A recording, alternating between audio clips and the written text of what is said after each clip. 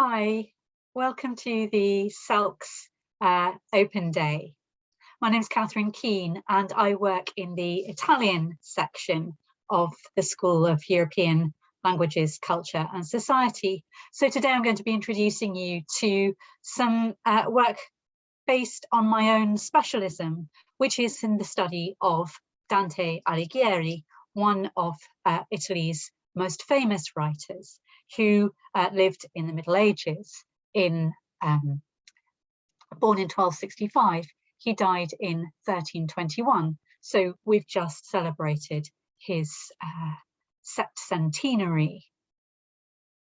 Most people will first come across Dante by reading his works. I'm sure you've all heard of the Inferno, or indeed of the Divine Comedy, of which the Inferno, the journey story of a fantasy travel through the underworld in hell, is the first part. The other two parts of the Divine Comedy talk about the next stages of a journey that take him through purgatory to paradise. What I want to do today is to introduce you to some of the ways in which my own research on Dante takes a move not only into the detailed study of his texts, his poetry, but also into thinking about the cultures and contexts that surrounded him. If you go to Italy today, Dante isn't just someone who you meet in printed books, but he's also all around you. You may buy something with a euro coin that has his image on it. You may come across cartoon strips and comics that have retellings of the Divine Comedy in them. There's public statuary all over the place with images of Dante, and also you find notices on street corners, up on walls, with quotations from the Divine Comedy that are linked to particular places within Italy. So Dante is very much part of the environment in contemporary Italy. With my own specialism on medieval and early modern studies, I often am interested in looking at the ways in which Dante established this primacy, this cultural significance to contemporary Italy. He's a great writer, and he's a writer who was popular right from the very earliest times, before his own death. So within his lifetime, we know that his works were in wide circulation and that people were jotting down snippets, recalling their knowledge of him in quite unexpected places. So here, for instance, you can see a little note that's written inside the cover of a big official document, a register of juristic proceedings from the law courts in Bologna. And perhaps to try out his pen, perhaps as a small aside, the scribe, whose official duties are to keep the public records of judgments and trials, has written down 3 lines from the Inferno. And this is in 1317. Dante is still alive. He's probably quite recently passed through Bologna in the last decade. The writer is showing off his knowledge of a contemporary great cultural figure as he writes this little note on the documents that are part of his professional life. And you can see that other people in the same environments did something similar, sometimes writing out a complete sonnet composed by Dante, as you can see in the top left-hand side of the slide, sometimes doodling images that relate to thoughts about who Dante was, what he meant to these official, trained, legal personnel in the apparatus of the state. On the bottom left, we have a picture of Dante, the author, wearing the laurel crown that symbolized his poetic supremacy. And on the right-hand sheet, we have, again, inside the cover of a court register, some sketches of scenes from the Inferno, where somebody is trying to doodle a little scene that obviously has caught their fancy. We can also see records about Dante being the subject of controversy in the law courts. One of the earliest records that we have of Dante's presence as an author, not just whose works were copied out, but whose works were subject to specific monetary value, is a record of a court case brought in 1306 by a notary, Jacopo di Ser Domenico Mascarone, against a person whom he accuses of having maliciously, stealthily, and wickedly taken from him a book called Vita Nova. That's the first work that Dante is known to have completed and published, finished in around 1296. So 10 years later, someone is seeing great value in having it bound together with several other writings between two wooden covers, and assessing its value at 15 Bolognese lira, and being prepared to go to court and reclaim the property that he accuses somebody else as having taken from him. And there are other court cases as well. We find, for instance, in 1338 in Florence, Giovanni Villani, who's very famous otherwise as a historian and a chronicler of the city, taking a bookseller to court, Andrea Orselli. He says, Villani, that he had his own copy of Dante's comedy at home, that it was stolen from him, and that later on he's seen it offered for sale, for resale, in the shop of this Andrea. We don't actually know what the outcome of that court case was. We don't have the complete record, but we do know that it's very plausible that a bookseller would have been putting the Divine Comedy on sale.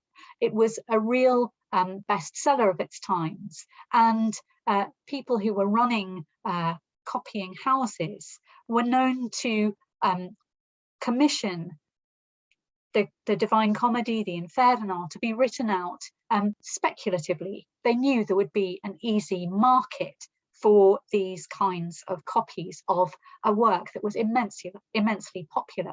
There's even a story that a cluster of works that were produced in a very similar way, and they're now known as the Danti del Cento, the 100 Dantes, were supposed to have been produced in the workshop of a professional scribe who was hoping to sell off these copies and to use the money to finance the marriage celebrations for his large family of daughters.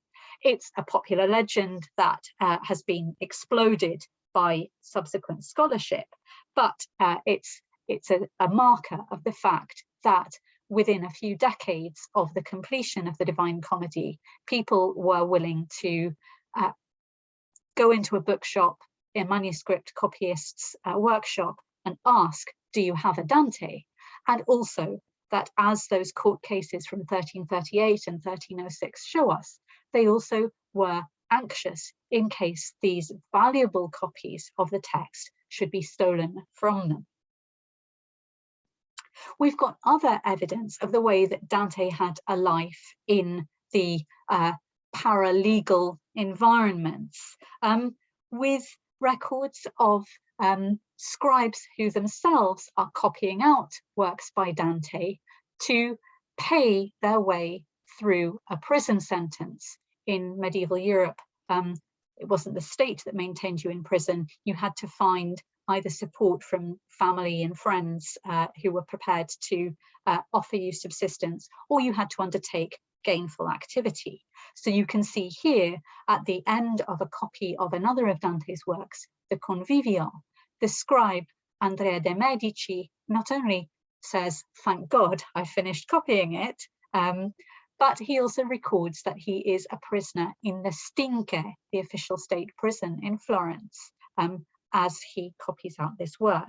And there are other records which tell us even how much a copyist might be paid. And for this kind of work, or that show that by copying out a work by Dante, you could pay off some of the debt that you might have got your prison sentence in the first place. Giovanni Ardinghelli is on record as having been able to set off 12 florins of a debt of 77 florins that he owed by transcribing the whole of the Divine Comedy.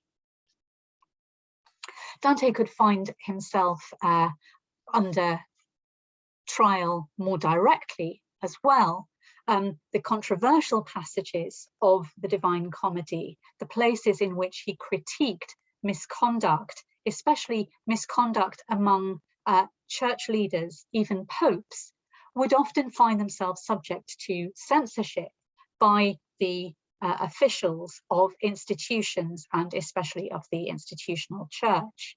Here you can see an example of how a copy of Dante that was being produced in Spain in the 1600s has been carefully annotated, first of all with a handwritten note of permission saying that the scrutiny has taken place by the chief inquisitor to enable the circulation of the document. And you can also see the ways in which crossings out have very carefully tried to remove from the reader's sight the passages that are considered most problematic and controversial, to censor the things that Dante shouldn't have been saying about the institutional church. I'm going to run on now to